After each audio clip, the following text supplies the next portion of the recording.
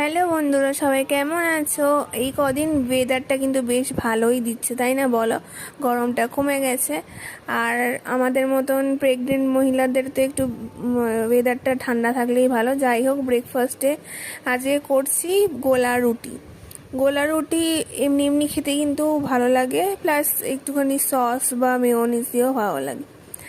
আজকে তোমাদের সাথে একটা জিনিস দেখাবো তোমাদেরকে। আরও অনেক কিছুই অর্ডার করেছিলাম মিশো থেকে, কিন্তু ওগুলো অন্য একটা ভিডিওতে দেখাবো। এখন এই বক্সটাই আনবক্সিং করছি, সেটাই তোমাদেরকে দেখাবো। আর বরকে ভিডিওটা করতে বলেছি। দেখো না ভিডিওটা কেরম করছে, ভিডিওটার ক্যামেরাটা নিয়ে আমার মুখের সামনে একদম চলে আসছে। তো চলো, এটার মধ্যে কি অর্ডার করেছিলাম আর কি আছে সেটা আমিও দেখি আর তোমাদেরকেও দেখাই। এই বক্স থেকে বেরিয়ে আসলো দুটো র্যাক। তো এই র্যাক দুটো অর্ডার করেছিলাম বাথরুমে লাগাবো বলে। আরও অনেক কিছু অর্ডার করেছিলাম, সেগুলো তোমাদেরকে অন্য একটা ভিডিওতে দেখিয়ে দেবো।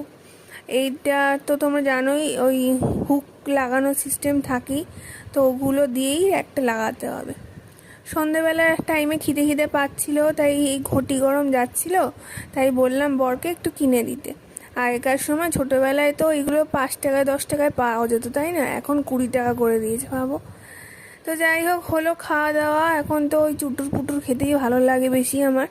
ভেজিটেবলস অর্ডার করা হয়েছিল বিগ বাস্কেট থেকে, প্রথমবার অর্ডার করেছিলাম, জঘন্য এসছে। আমার তো একদম ভালো লাগেনি ভেজিটেবলসগুলো। ফ্রুটসগুলো ভালোই এসছিল, সেগুলোই বর গুছিয়ে রাখছে, আর আমি একটু হেল্প করে দিচ্ছি, আর বাকিটা ওই করে নিচ্ছে। ও বাড়িতে থাকলে ওই করে নেয়, আর ও বাড়িতে না থাকলে, অফিসে থাকলে আমি করি। ফ্রুটসগুলো সত্যি খুব ভালো এসেছিলো।